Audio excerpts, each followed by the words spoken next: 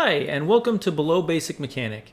My name is Zach, and today we're going to be changing the front and rear brakes and rotors. So standard wheel removal first. I'm loosening the lug nuts. I didn't record me putting the car on jack stands, but it is now on jack stands, and so we are ready to remove the tire. We are going to take all 5 of the lug nuts off with my impact here, and then we will take the tire off. Okay, so there's 4 bolts we're going to need to take off. There's these, which are 17 millimeters.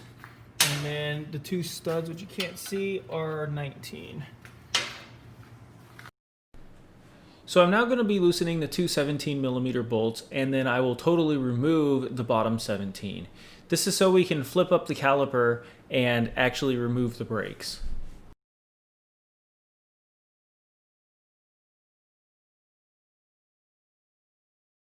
So then this bolt and this bolt are the 19s. It's time to loosen the 19 millimeter bolts.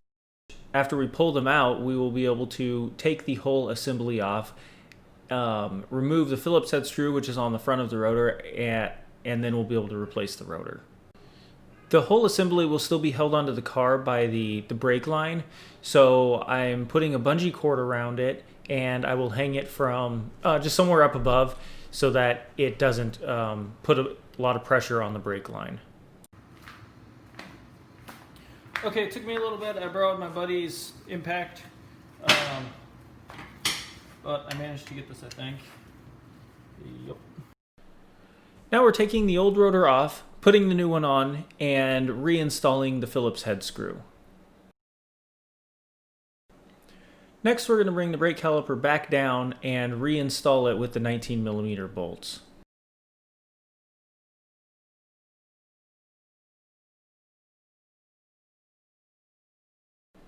Now it's time to compress the piston, or pistons in this case, I guess, as there's 2 on the rear here.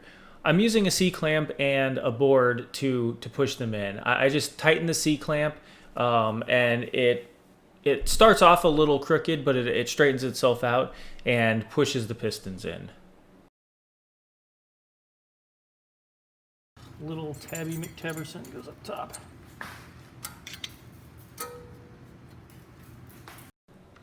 Now we're just installing the brakes and the hardware.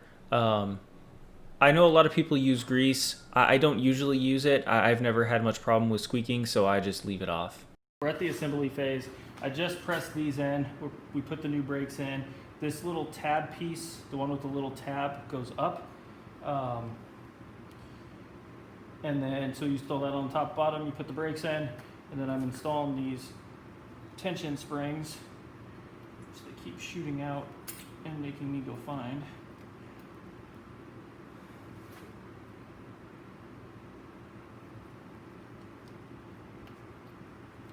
Okay, so here we're assembled.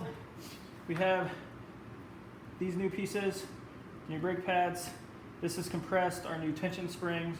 So we're going to rotate this down onto them. And I'm going to pull this forward and rotate it down onto them. We're at the final assembly stage. We are putting the pistons back over the brakes and then putting the 17 millimeter bolts back in. After that, we will tighten everything up and we will be ready to put the wheel back on. The front brakes are complete and we will move on to the rear. Okay, for the back ones, we're going to do the same things last time, change the brakes and the calipers. So these 2, let me hope if I put that on the right way, are, what did I say, 12 millimeters, and then the studs are 17s. While we are loosening these bolts, I would like to take a second and say thank you for watching my video. I really appreciate it, and if you like it, please hit the like button. If you enjoy my content, please consider subscribing. Now the procedure for the rear brakes is very similar to the front. We're working on taking out the bolts so that we can get the brakes out, and then we will take the stud bolts out so we can take the whole caliper assembly off, which will then allow us to compress the piston and change the rotor, at which point we will be able to start reassembly. Here I'm taking out the bolt holding the brake line to the car so I can move the caliper. Now we're finishing removing the 17mm bolts.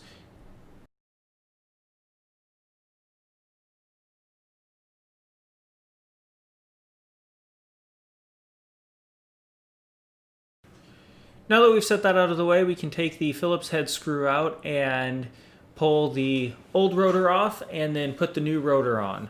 On these rotors, there is a little rubber piece that just pops out and you can pop it into the new one. The easiest way to pop it into the new one is to use a flathead screwdriver like you can see me doing here. Now we're screwing in the Phillips head screw, and after this we will be back to brake assembly. So same as on the front brakes, on the rears here we are pushing the piston in with my C-clamp and the board. On the rear it's only one piston. It makes it a little bit easier, but it's not really that big of a deal either way. So now we are going to put the bolts in, the 17mm stud bolts, and then we will start installing the new brake hardware pieces.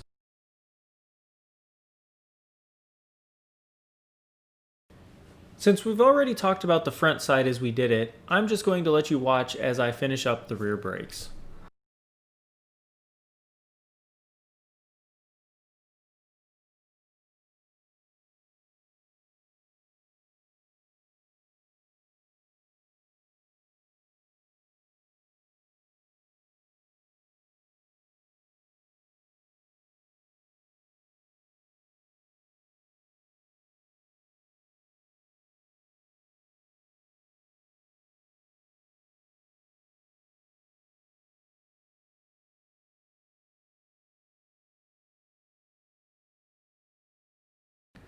If you notice that my tire looks wet as I'm installing it, it's because I just washed it. When you have your tires off, when you're rotating them or doing any work on your car, it's a great time to wash the inside and keep your tires really clean. You want to do this? I mean, ideally you would do it to 25, 50, 75, and then 100% torque strength. We're not going to actually look at the torque on these.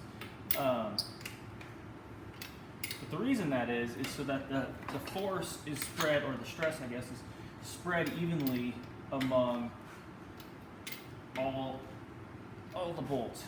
When you torque one, like when you do it with an impact, and you torque one and then you torque all the rest, the stress is all on, well, not all. Stress is like mostly on one of the bolts. Thanks again for watching my video. I hope you enjoyed it, and hopefully it helped you out.